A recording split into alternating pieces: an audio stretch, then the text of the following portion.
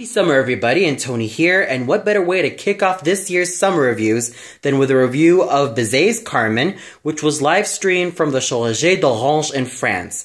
And funnily enough, this also marks the 5th review that I've done about a production of this particular opera. The conductor was Miko Franck. The production, set designs, and costumes were handled by Louis Désiré, and the lighting was handled by Patrick Meus. Now, I don't need to explain what the story about this opera is and why it's become world famous, so let's get on to what I thought about the production, cinematography, singers, and the conducting. The production of this opera was quite dark, and yes, this also took place in the Choregies d'Orange in France, one of France's most prestigious open-air events and open-air theaters. So it really is quite useful, especially in an environment where Carmen pretty much takes place. And it really does help with the overall atmosphere.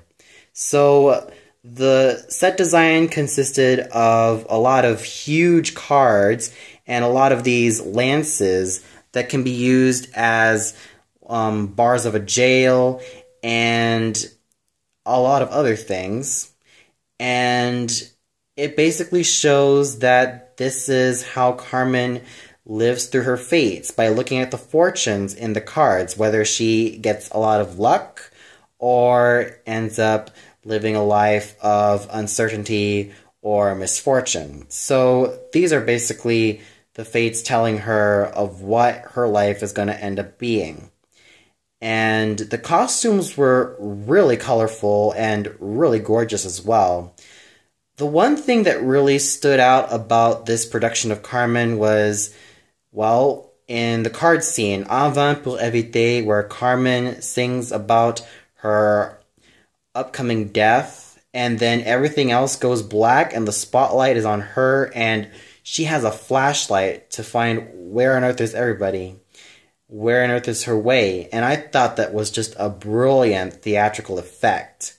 And what was also funny was that Don José ended up doing the flamenco and instead of Carmen in the Seguidilla, which I thought was rather funny.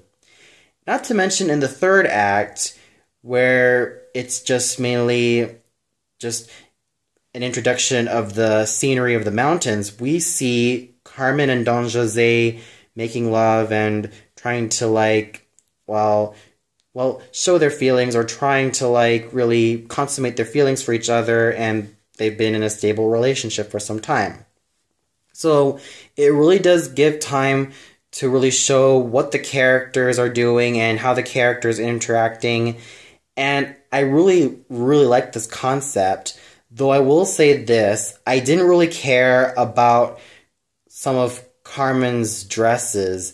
Granted, it's really customary that Carmen is supposed to wear all these beautiful clothing, but in Act 2, I didn't really care for her white second layer over her, black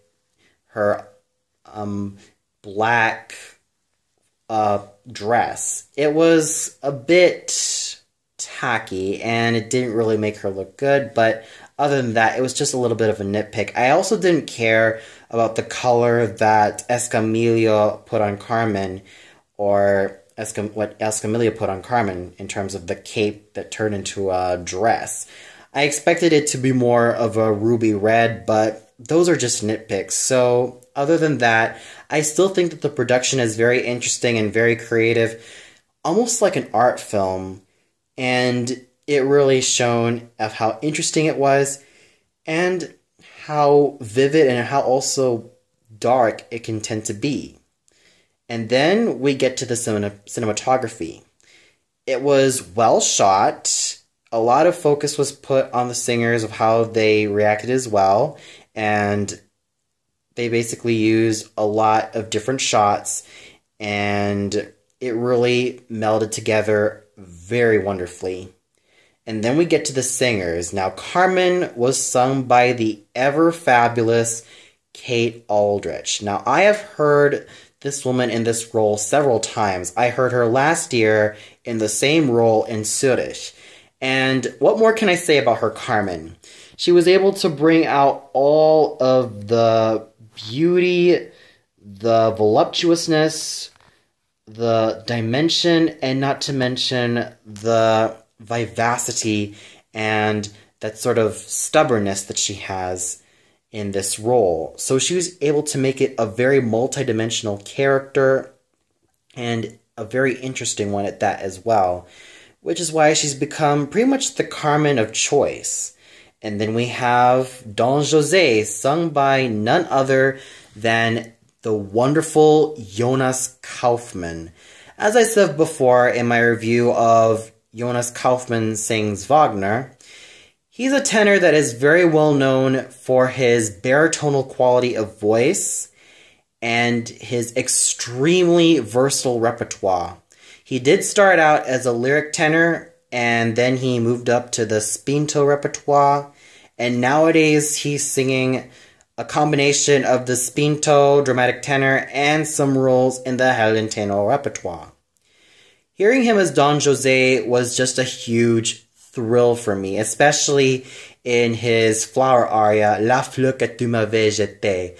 I really love the B-flat diminuendo, and it was just heavenly. The other tenors that sing the B-flat diminuendo, or better yet, one tenor that I can think of that sings the B-flat diminuendo, was the late, great John Vickers, one of my other favorite Don Josés of all time. So, he really did a fabulous job really bringing out the character's uncertainties, doubts, and even animalistic lust towards Carmen that really made him such a very multidimensional character.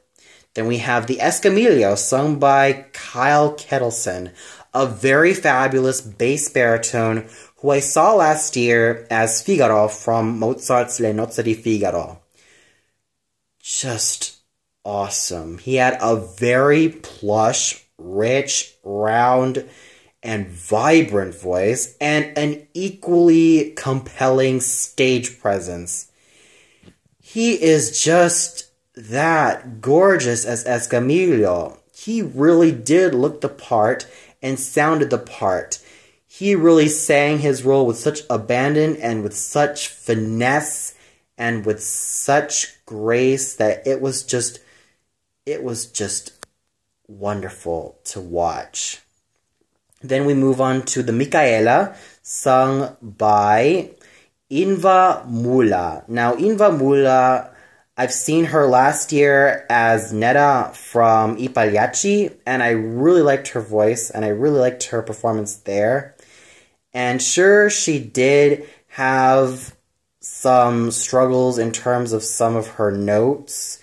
What more can you say? She's also been singing a lot of the demanding repertoire of both the coloratura and the lyric repertoire for several years, so it has kind of taken a toll on her voice, but still her acting capabilities were just so magnetic and so thrilling that it virtually becomes hard to take my eyes off of her. Then we move on to the Frasquita and Mercedes, sung by Hélène Guillemette and Marie Caral. Now, the combination of Hélène Guillemette's light lyric soprano voice with Marie Caral's more plush lyric mezzo voice is just gorgeous to listen to. Then we have the Don Cahier and Remandado, sung by Olivier Grand and Florian Laconi. Olivier's baritonal voice really meshes well with Florian Laconi's light lyric tenor voice. And then we have the Morales, sung by Armando Nogueira. Now, I didn't really care for him in his entrance, but in the later parts of the first act, he got better. Well, I would say that he's still quite young, and I'm sure that in several years' time, and some years' time, he's going to be a lot better in the near future. As he is, he's decent. he's a really decent singer, and I really see a really great future for him. And then we have the Tsumiga, sung by Jean Pékin. A very fine voice, though it kind of lacks the plushness and richness of a basso. So overall, there was some very fine singing all throughout the evening, and especially done by Kate Aldrich, Jonas Kaufmann, Kyle Kettleson, and Inva Mula. The conducting was superb all around. And sure, he could have helped Inva Mula when she was singing Michaela's aria J'ai dit que rien m'épouvante. But other than that, he did a very fine job, because I could tell that Mula was kind of struggling a little bit. So he could have helped her in that aria, but still, it was a decent effort in terms of the conducting, and it was still very great to listen to. So overall, what a great way to kick off this year's summer reviews. It was really quite a blast watching this live stream, and I couldn't thank the Choregies d'Orange from France from allowing this live stream to air on Dreisat.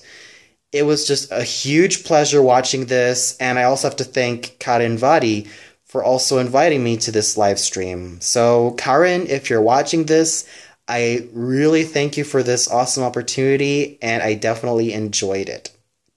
Well, that's all for now. Be sure to tune in tomorrow, where I review another opera that I've seen live streamed, but this was caught 2 years ago, and it was kind of a pity because I really wanted to review this, so at least this year, I now have the chance to review it, and it's none other than The Harlot's Progress, starring Diana Damrau and Marie McLaughlin. So until then, good night, everybody.